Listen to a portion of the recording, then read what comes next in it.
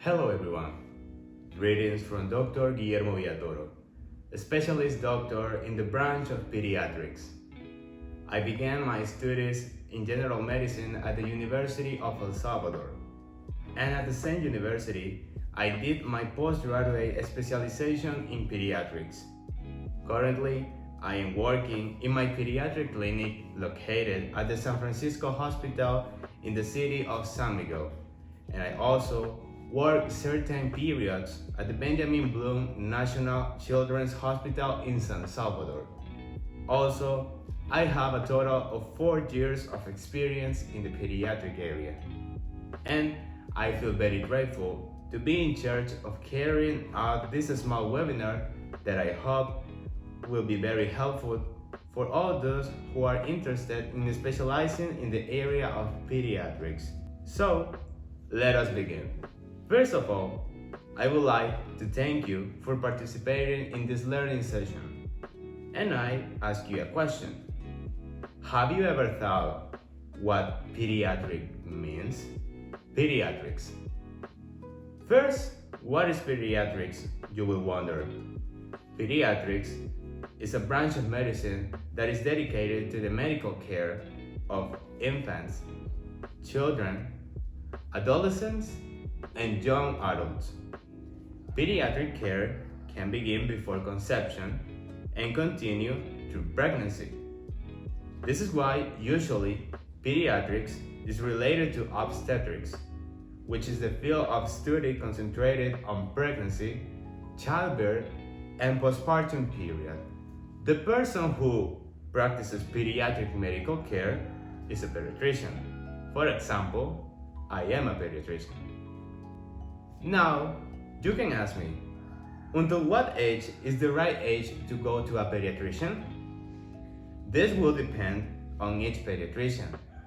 Many say that from 14 years onwards, the child can begin to be separated from pediatric medical treatment.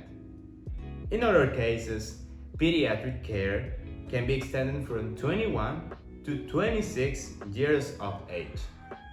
So, those of you who are still going to the pediatrician and are already in college, don't feel ashamed. You have an opportunity to continue with this type of medical care, but you need to get outside medical context. If you don't have a GP, that means general practitioner. The word pediatrics means healer of children. They are derived from 2 Greek words, pais, that means child, and iatros, that means doctor or healer.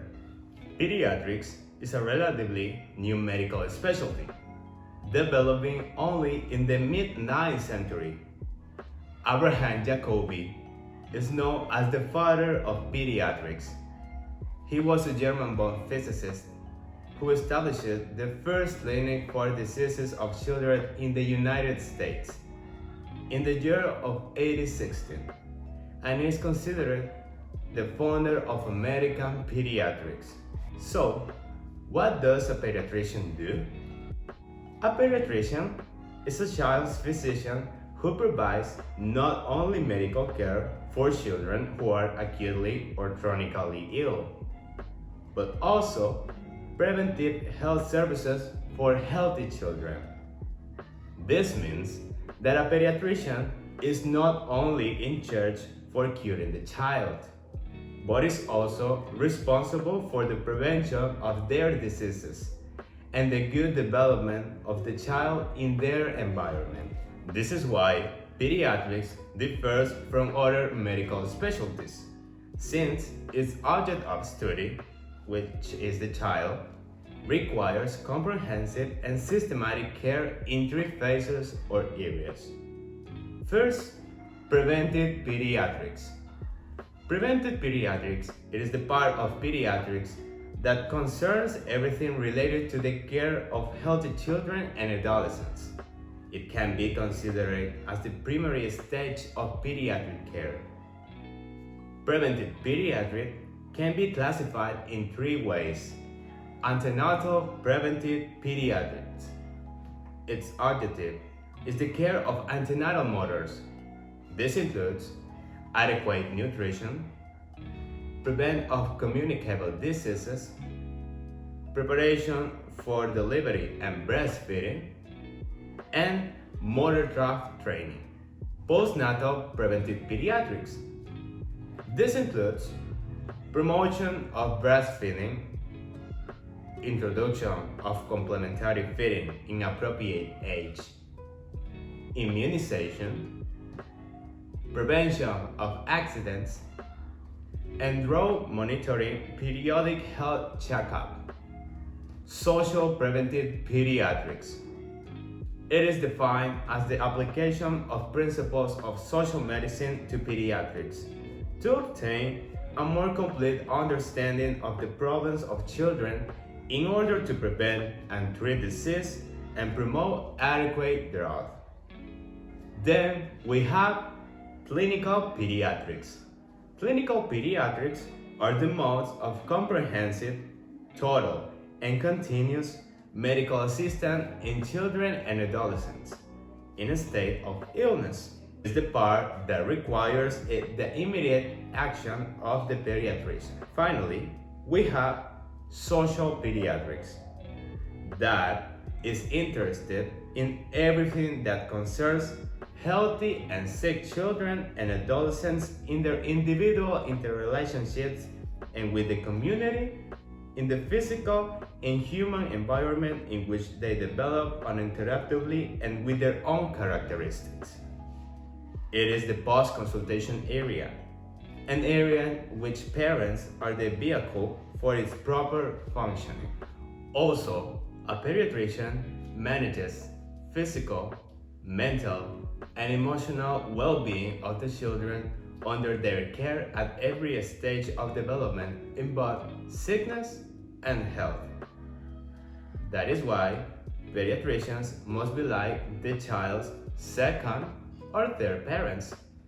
We must understand why, how, and when of child diseases, so that can we achieve a quick and an effective diagnosis, since a child, believe it or not, is a time bomb with which we must act quickly. Aims of pediatrics: reduce infant and child rate of deaths.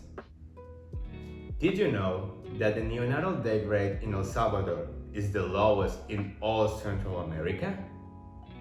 In 2022, the neonatal mortality rate was of 5.22% per 100,000 births, a reduction of 0.45% compared to 2021.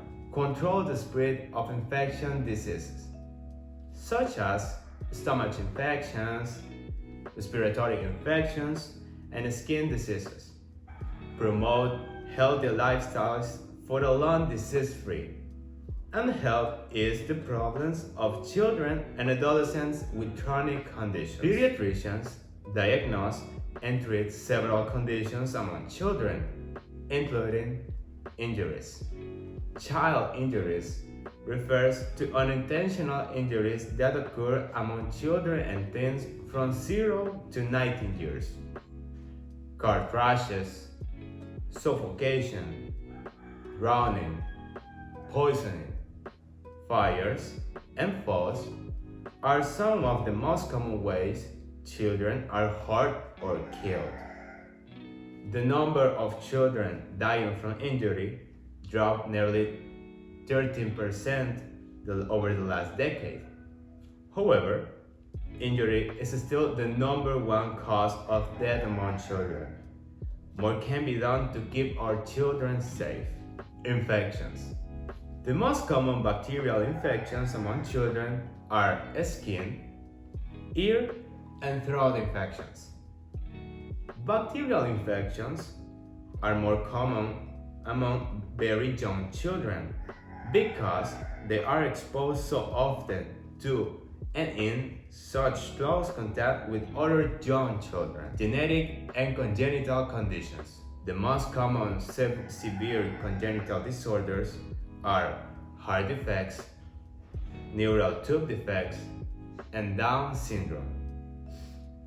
Although congenital disorders may be the result of one or more genetic, infectious, nutritional, or environmental factors, it is often difficult to identify the exact causes. Some congenital disorders can be prevented. Vaccination, adequate intake of folic acid or iodine through fortification of staple foods or supplementation, and adequate care before and during pregnancy are examples for prevention methods. Cancers. A cancer diagnosis is obtained at any age, but especially so when a patient is a child. The most common types of cancers diagnosed in children ages from 0 to 40 years are leukemias, brain and other central nervous system tumors, and lymphomas. Children's cancers are not always treated like adult cancers. Pediatric oncology is a medical specialty focused on the care of children with cancer. It is important to know that this expertise exists and that are effective treatments for many childhood cancers. And finally, the organ diseases and dysfunctions. Pediatrics is concerned not only about immediate management of the ill child, but also long-term effects of quality of life, disability, and survival. Pediatricians are involved with the prevention, early detection, and management of problems including behavioral problems. The most common disruptive behavior disorders include oppositional defiant disorder, ODD, conduct disorder, CD, and attention deficit hyperactivity disorder, ADHD. These three behavioral disorders share some common symptoms, so diagnosis can be difficult and time-consuming.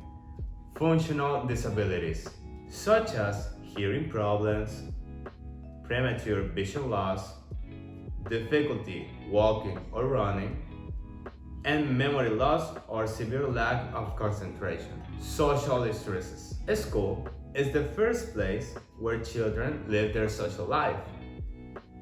Concerns about not having enough friends, not being in the same class as friends, not being able to keep up with friends in one particular area or another, interpersonal conflicts, and peer pressure are a few of the very common ways kids can be stressed by their social lives at school. Mental disorders, including depression and anxiety disorders, pediatrics, and maths. If you major in pediatrics, you'll need to like at least elementary math. Depending on the pediatrician's specialization, they will need to use everything from basic algebra to advanced calculus. They are mainly used to adjust intravenous drug solutions. The doses must be adjusted to the weight of the children with great care. This is daily management that pediatricians do.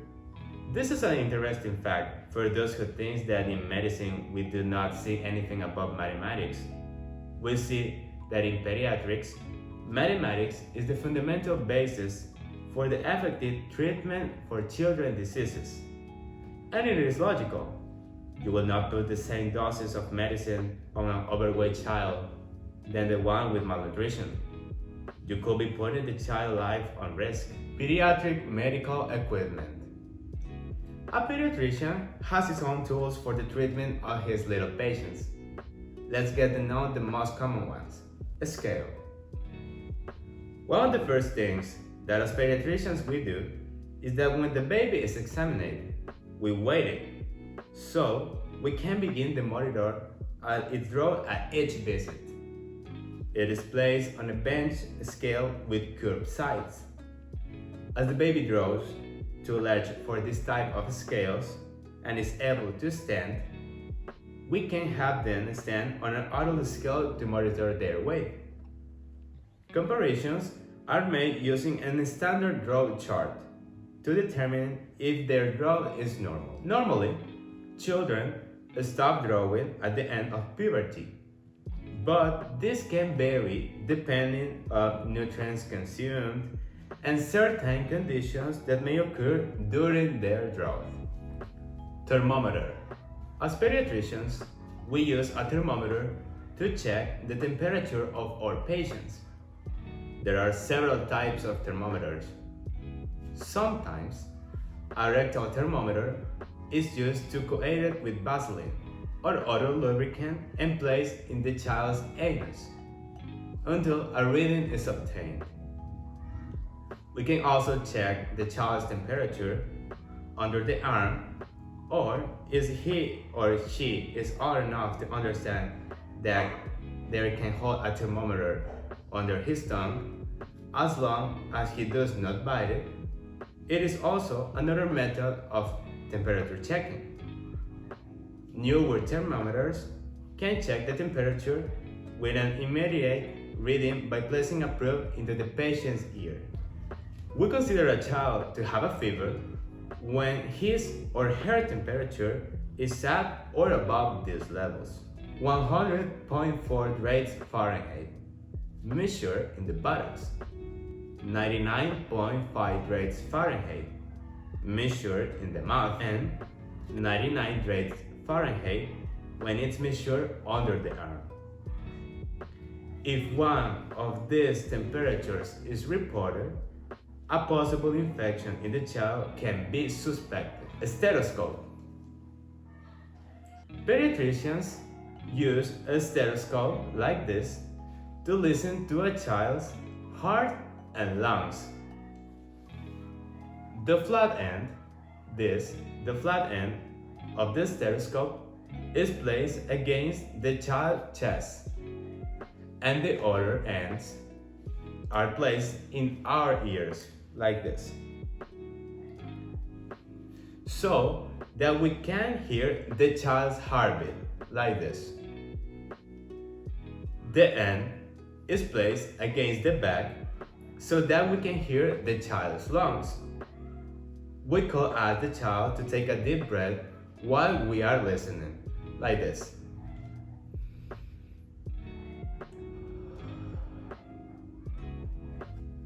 Otoscope. An otoscope is used to examine the inside of child's ear canal and eardrum. This has a probe that is inserted into the ear with a magnifying glass and a light. Pediatricians look through the other end to look for ear abnormalities. The ear may be examined for excess wax, foreign objects, or inflammation caused by ear infection. Ophthalmoscope. An ophthalmoscope is a device used to examine a child's eye. It is similar to a small flashlight and has a magnifying lens as well as light. The instrument is directed into the child's eye to examine the retina, the lens, and optic nerve abnormalities. In addition, with this instrument, we will review the reaction of the child's eye to the light. So, what have we learned today? Pediatrics is one of the most interesting medical branches that can exist. It's not just about caring for the small human. As pediatricians, we must be willing to work systematically on the full and healthy development of the child, from conception to the end of the puberty. That is why I invite you who are thinking of specializing in a medical branch.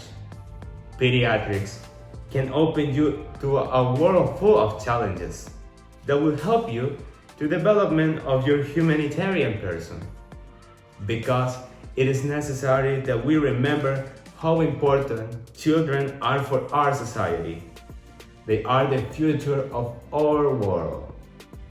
I hope this information has been very beneficial for your vocational training. Dr. Guillermo says, see you soon.